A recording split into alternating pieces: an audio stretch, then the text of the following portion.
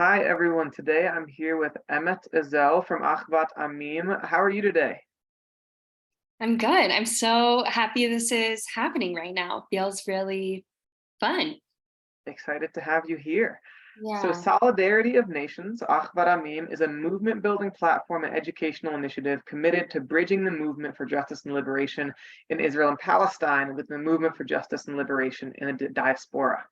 Their mission is to resource their participants as leaders in their home communities who have engaged with community justice struggles at the intersection of Jewishness, racial justice, and Palestinian solidarity. Obviously, that's a pretty ambitious program. So, Emmett, can you talk me through a little bit about what the program for this looks like, kind of broadly? Totally. Totally. Achvat Amim has been around as a grassroots movement for about a decade now. And our goals are twofold. One, we meet our Palestinian partners' calls for solidarity. This happens in the West Bank and beyond. So we're showing up. And then Achvat Amim, it's really trying to equip future Jewish leaders with nuanced and really in-depth understandings of Israel-Palestine. And we do that through relational and experimental learning. So folks from all over the world, Jews, come to Jerusalem and are brought into a trusted web of relationships of anti-occupation activists. And this looks like meeting with folks in the South, meeting with the Israeli Black Panthers, meeting with anti-occupation Palestinian activists, all kinds of different groups to really build out a thickened understanding of sovereignty and self-determination. And so every day of one of these trips that you talk about, bringing people to Jerusalem, has a pretty robust curriculum from my understanding. Like every day you're doing some pretty exciting, pretty deep work. Can you give me a taste of what an average day on an Achvat Amim retreat might look like? If retreat is really the right word for it. Yeah, I mean, I would say program, right? Like we have a 5-month-long program and like a summer intensity program. And during that time, I mean, I did Achvat Amim. I was a participant on this program and it exploded everything I thought a Jew was. It really challenged my historical understanding. So our educational curriculum operates around home and land and self and determination. Like Achvat Amim's whole learning curriculum is built around this principle, self-determination for all peoples in the place they call home. And so we're looking at self-determination, peoples, and home, like really exploding these concepts. When I was on Achvat Amim during learning days, there was one day we went and learned about water in Gaza and met with activists who had been fighting for water in Gaza. And then we went and looked near the wall and talked a lot and met with different groups around when this wall was built, different operations. We met with Breaking the Silence. And then, the next week we'd be meeting with Palestinian feminist movements and learning about the Palestinian feminist queer movement. And we'd be in Haifa. Then we would be down in the South, it was so nuanced. And I think this was something I really appreciated, was the in-depth learning of how all these different dynamics have led to and produced the current shape of occupation, but also a lot of different strategies of resistance and histories of resistance and organizing that get totally erased. And one thing I think you've also applied that sort of thought process to is your anti-racist framework, which I know you all emphasize that a lot in your grant application. Can you tell me a little bit more about how you build a discourse that does more? I think, what a lot of people might do is just cross-applying US racial discourse Totally. and putting it onto this country that's in like a totally different context, right? I know that in organizing a couple of speaker series, we've had some interesting moments in trying to sort of like build comparisons between the US and Israel-Palestine, between different speakers. So how do you build a discourse that does more than just that cross application of discourse and that helps build an understanding of the specific histories and context behind work that happens within Israel and Palestine. I love that you bring up this point, because I think it happens all over the world, right? Like US frameworks, the way US imperialism works is we take those ideas and we put them in places where it like doesn't make sense. And that ends up causing a lot more harm. But I would say Achvat Amim's like strategy is relationships. And so we go to the people we are in organizing relationship with for a lot of these seminars, learning and thinking about and digging into, whoa, what are the racial dynamics that have contributed to building this place? Looking at what does the Mizrahi feminist movement look like, and meeting with Mizrahi feminist leaders. What is going on with the Ethiopian migration, and how does this impact dynamics in the land here? Refusing to collapse dynamics or flatten them. I think I found Achvat Amim so helpful in understanding what it meant to be Jewish. Like growing up in the US, my framework was the US framework, and totally understanding, whoa, Jews are part of multiple diasporas, multiple groups. There's multiple different power racial dynamics going on here. How does that shape a space, a movement, history? What do those dynamics look like? What are different groups fighting for on a human rights front? I think what Achvat Amim is doing is also placing the occupation of Palestine in conversation with other occupations. This is not some isolated incident. This is actually in a larger conversation of occupation and genocide. And I think that also opens up and undermines the US imperial discourse, because thinking, okay, British occupation in this land, like what is the bigger picture happening? And I think understanding where we fit in a larger historical frame actually gives us more agency and more options for how to act and see and think otherwise. I love that you just talked about, opening and expanding the historical frame, because I'm going to go back to a slightly more simple one for this next question. Okay. But as you know, this interview is going to be released with our July newsletter. And one of the things we're going to talk about in this newsletter is independence, just because the 4th of July was not so long ago, after all. Talk about the advent of American, specifically imperialism. But when I talk about independence to you, as a member of Achvat Amim, a Jewish organization doing Palestinian solidarity work in Israel, Palestine, what does that mean to you? Independence? What does independence mean to me?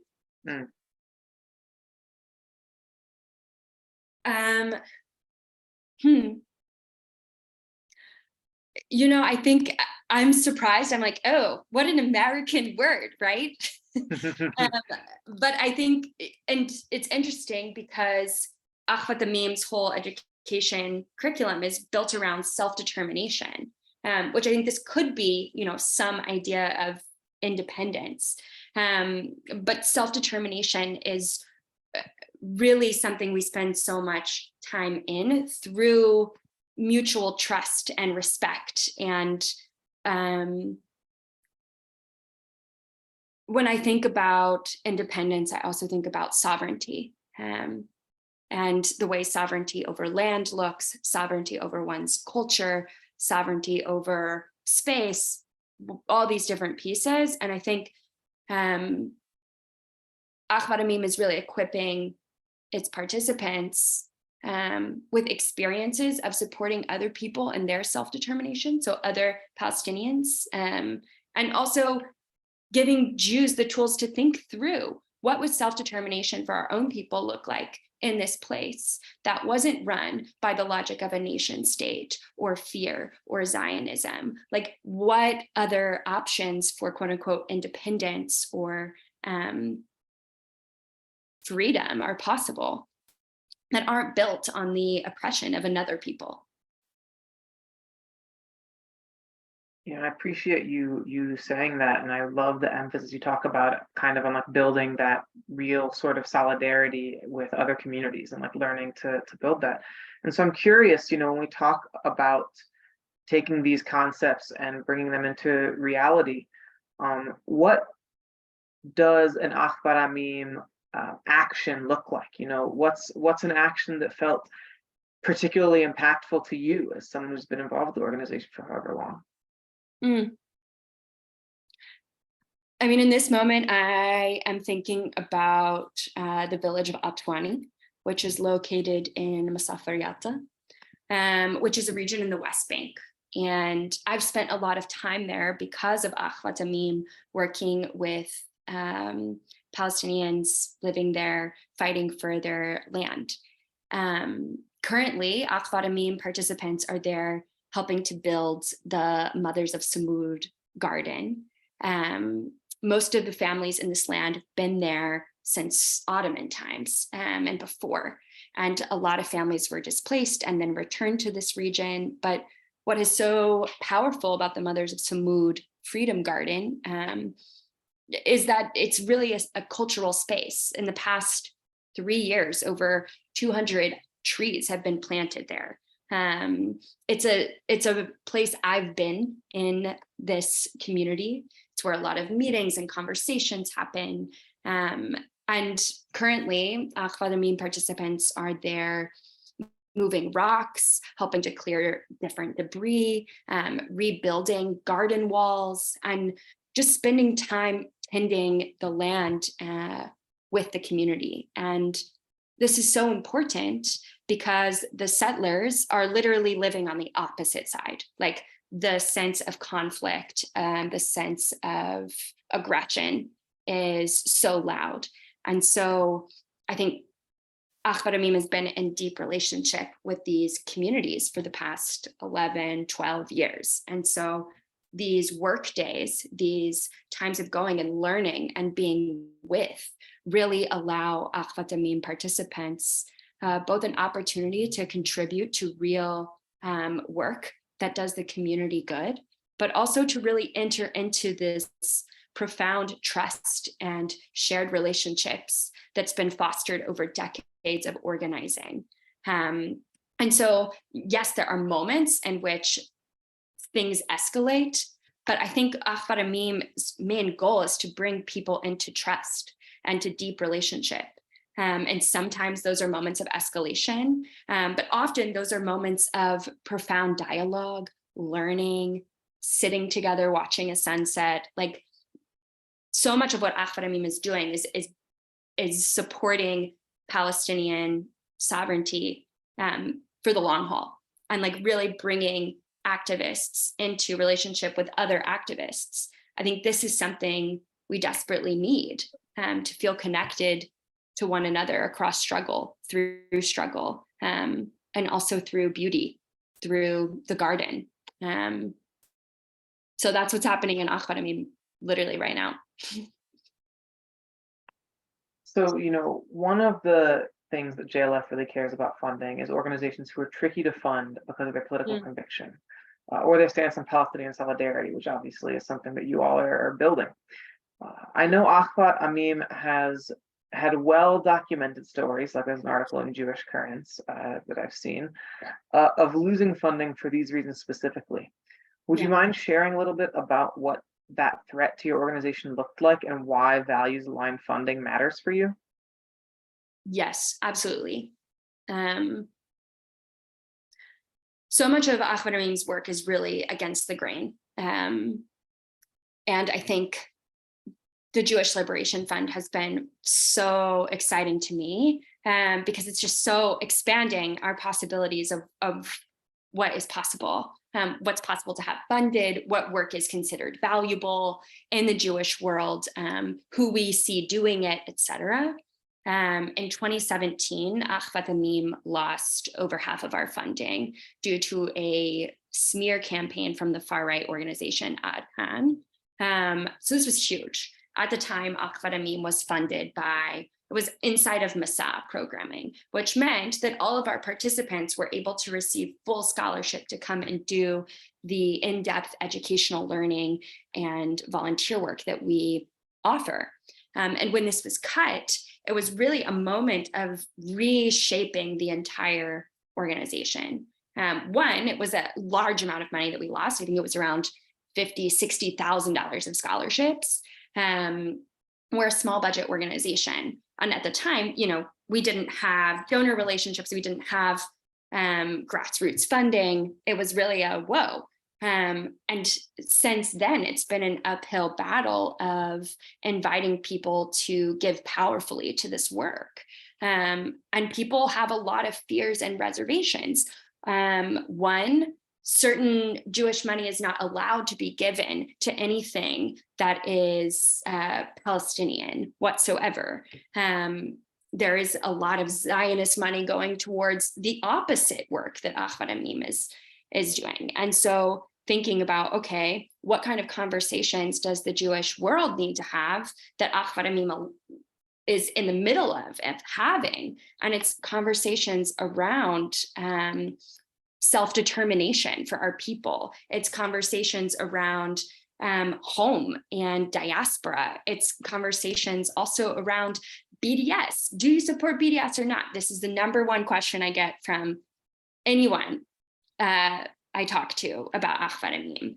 And Achvat Amim's work, that is a question of diaspora, right? BDS. And on the ground, our partners right now are asking for support. So I think what Jewish Liberation Fund does is really empower Achvat Amim to do the work we're already doing. I feel so entrusted by the Jewish Liberation Fund to keep bringing the movement back to the movement, building these relationships, showing up where it matters, and doing the deep learning that actually allows us to shape a different future.